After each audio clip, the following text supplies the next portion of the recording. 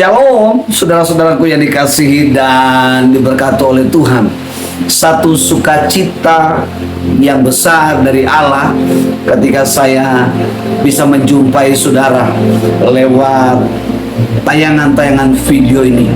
Kiranya dengan bahasa sederhana saya ini dapat saudara mengerti, dapat saudara menangkap sesuatu yang Tuhan ingin lakukan dalam hidup saudara.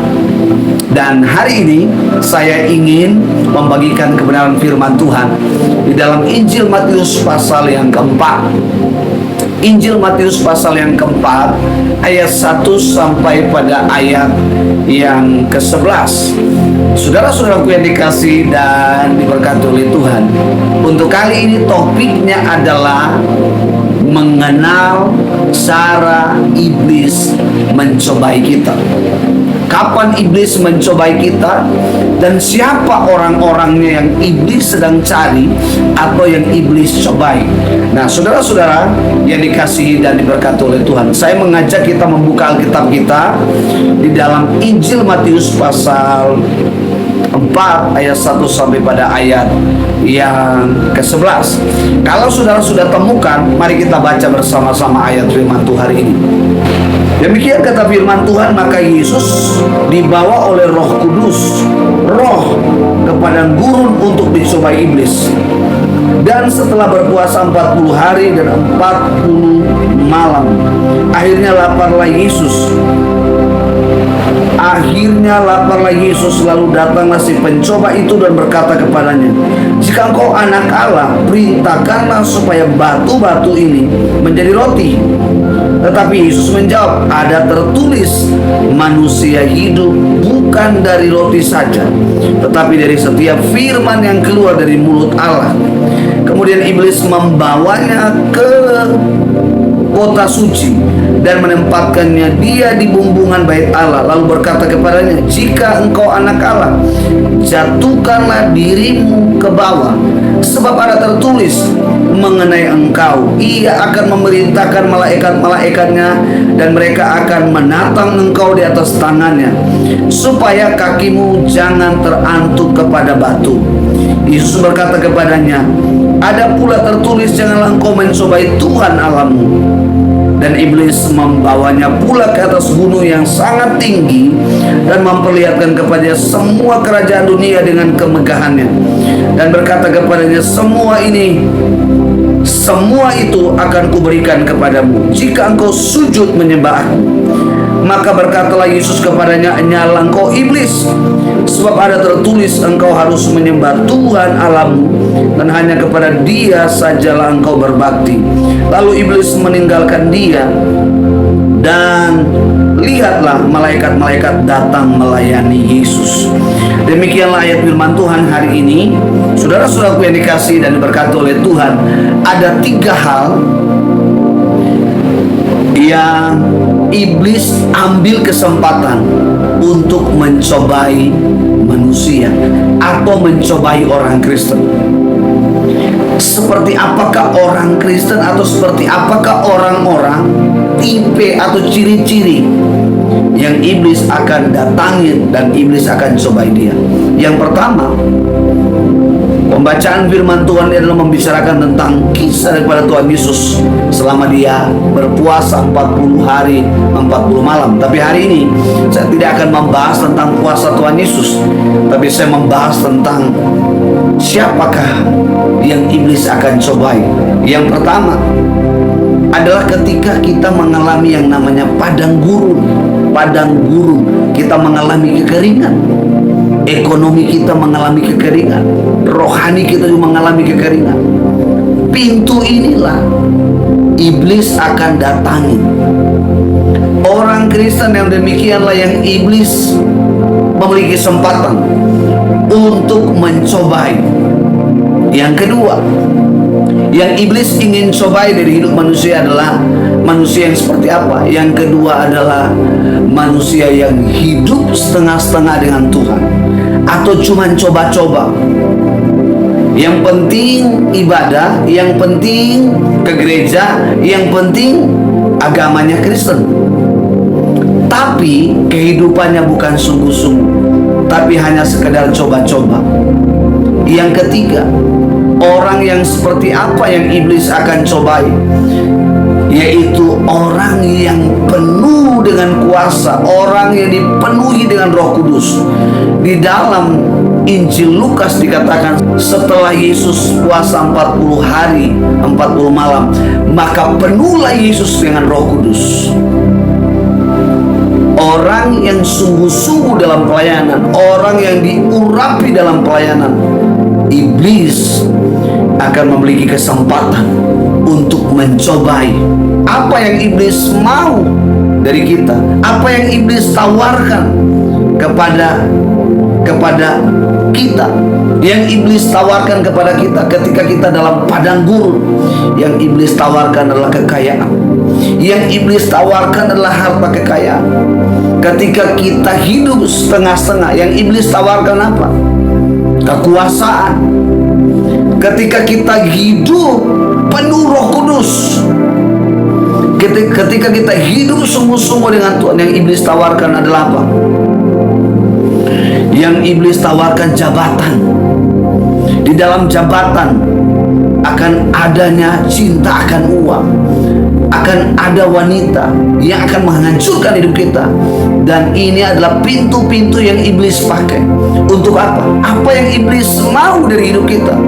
Yang iblis mau adalah agar kita tidak hidup oleh firman, agar kita tidak hidup di dalam firman, agar kita tidak hidup di dalam kebenaran. Orang yang tidak hidup di dalam kebenaran, Mazmur 119 ayat 105 dikatakan, firman itu pelita bagi kaki dan terang bagi jalan. Ketika orang itu tidak hidup di dalam firman, maka yang ia alami adalah kegelapan. Kegelapan itu bicara tentang apa? Jalan yang buntu. Itu sebabnya banyak orang ketika tidak hidup di dalam kebenaran, dia selalu mengambil keputusan hidupnya dengan cara yang gelap. Rumah tangga mengalami masalah, selalu diambil dengan keputusan dengan cara adalah apa? Cerai. Ketika dia menghadapi masalah-masalah yang tidak lagi diselesaikan, tidak mampu diselesaikan, yang dia lakukan adalah apa? Jalan pintas, bunuh diri. Bisa menghancurkan hidupnya, lari ke pesta pora, lari ke pub. Dan itulah yang dimaksud kegelapan. Tetapi terang itu bicara tentang jalan keluar. Yesus, ketika kita hidup di dalam kebenaran, maka Yesuslah yang memberikan jalan keluar. Itu sebabnya orang yang hidup di dalam kebenaran, dia tidak akan pernah mengalami yang namanya jalan buntu. Tuhanlah yang akan membuka jalan, Tuhanlah yang memberikan solusi, sehingga tidak ada kata kamu sebagai orang-orang percaya adalah ada kegelapan. Terang itu akan bersinar karena firman, dan firman itu adalah bicara tentang Kristus. Saudara-saudaraku yang dikasihi dan diberkati oleh Tuhan, itu yang iblis mau, supaya hidup kita mengalami kegelapan. Kata kitab Amsal, ada jalan yang disangka orang lurus, tapi ujung-ujungnya menuju maut. Kelihatannya lurus, tetapi ujung jalan itu ada kegelapan.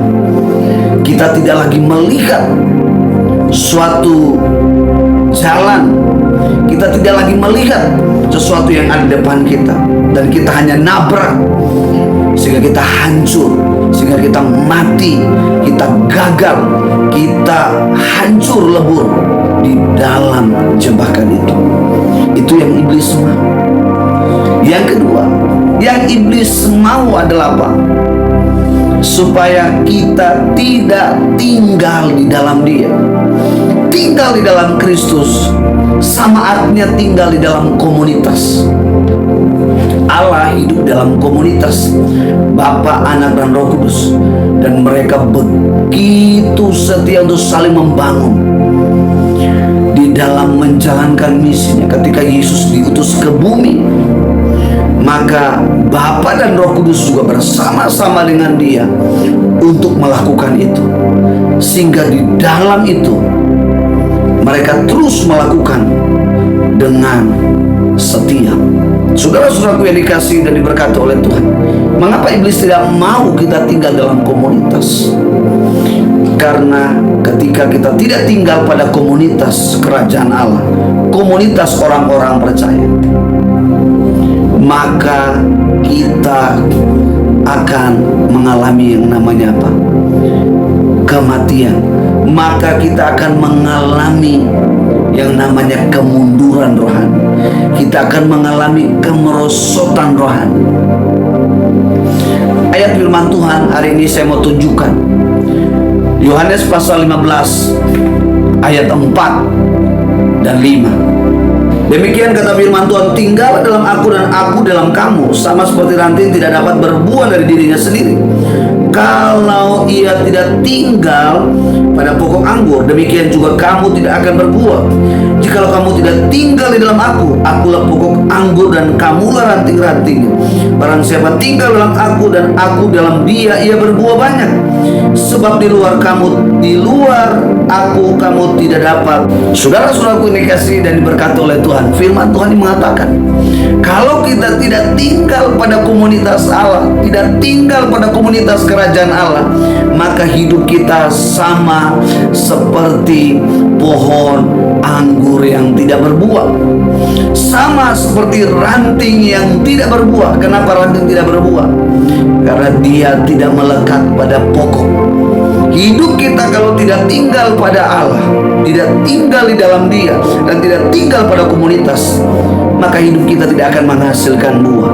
Ayat 5b dikatakan, di luar Kristus kamu tidak dapat berbuat apa-apa alias gagal. Iblis mau kita gagal, iblis mau kita hancur, supaya dalam kehancuran itu kita mati.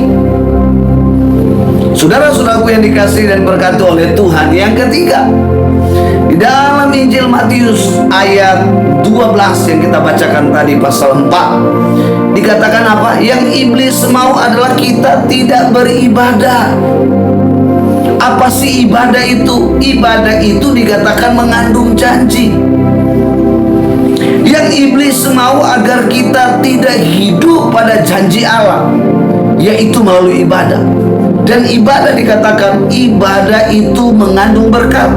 Setiap makanan minum kita diberkati, setiap kesehatan kita diberkati, ekonomi kita diberkati, bahkan seluruh hidup kita diberkati.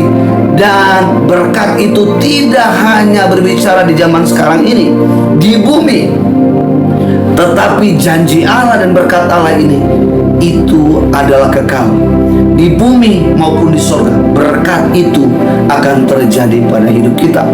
Saudara-saudaraku yang dikasihi dan diberkati oleh Tuhan, tiga hal ini yang iblis mau. Itu sebabnya iblis terus memberikan tawaran. Saudara-saudaraku yang dikasihi dan diberkati oleh Tuhan, bagaimana supaya saudara bisa menang dari cobaan-cobaan iblis? Hiduplah dalam kebenaran. Bagaimana hidup dalam kebenaran? Berbiasakanlah setiap hari untuk membaca firman Tuhan.